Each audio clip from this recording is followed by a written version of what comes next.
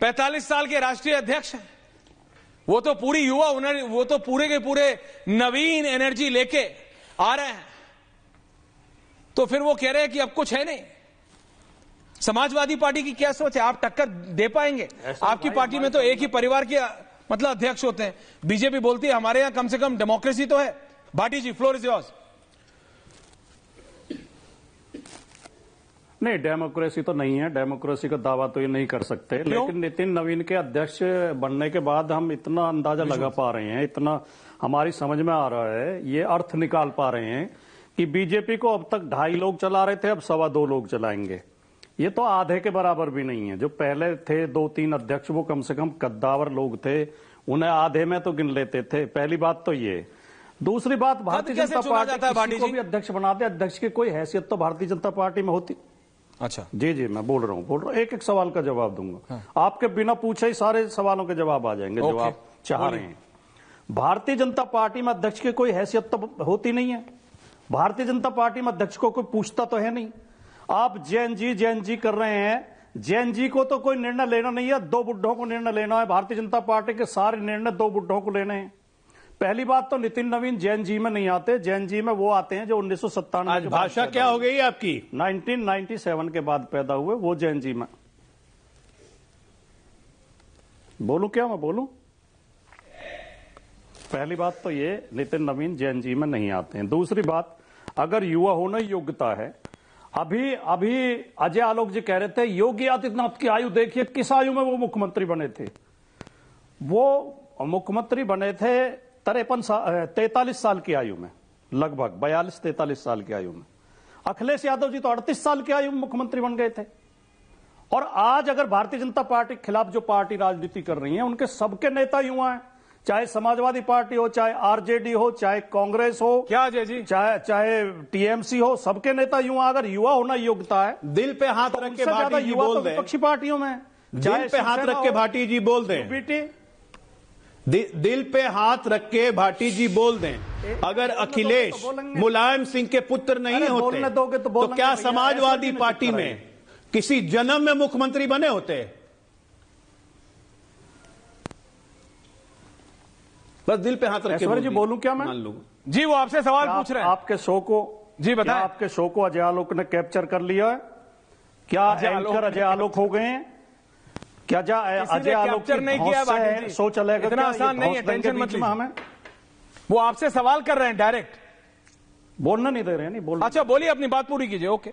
अब मैं ऐश्वर्या जी एक आपकी बात को मैं आपके एक सवाल का बहुत ईमानदारी पूर्वक जवाब देता हूं। आपने जो सवाल उठाया कि समाजवादी पार्टी या और जो क्षेत्रीय दल हैं उनमें व्यक्तिवाद होता है। देखिए, अगर हम राजनीति को थोड़ा समझें, राष्ट्रीय पार्टियों का चरित्र अलग होता है जो बीजेपी कांग्रेस है।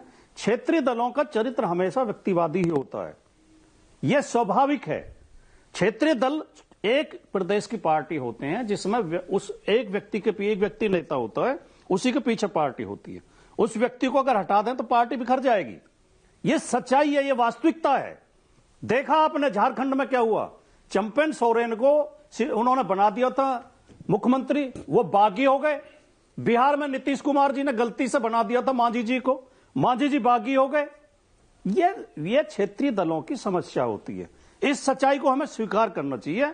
हमें एक पार्टी की प्रशंसा के लिए ऐसा नहीं है कि हम राजनीतिक थ्योरी को बदल देंगे, राजनीतिक जो कार्य वो है तरीका है उसे बदल देंगे, प्रणाली को बदल देंगे। भाटी जी, कांग्रेस क्षेत्रीय दल है या राष्ट्रीय दल है? एक बात और बोल दूं बस, केवल एक बात और बोल दूं बस, कि भारतीय जनता पार्टी में लोकतंत्र है, इससे ज्यादा बड़ा मजाक तो कुछ हो ही नहीं सकता। भारतीय जनता पार्टी में 1980 में क्यों लोकतंत्र क्यों नहीं? नहीं लोकतंत्र क्यों नहीं? संजीव जी आ रहा हूं।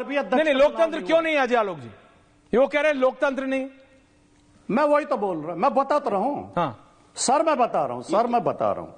कम से कम बाकी पार्टियों में पार्टी के अंदर तो तय होता है अध्यक्ष कौन बनेगा। हाँ। इनका अध्यक्ष तो नागपुर में जाकर तय होता है, इनकी नीतियां तो नागपुर में तय होती हैं। हाँ। जिस संगठन को हमारे प्रधानमंत्री एनजीओ कह रहे थे, वो एनजीओ तय करता है इनकी नीतियां।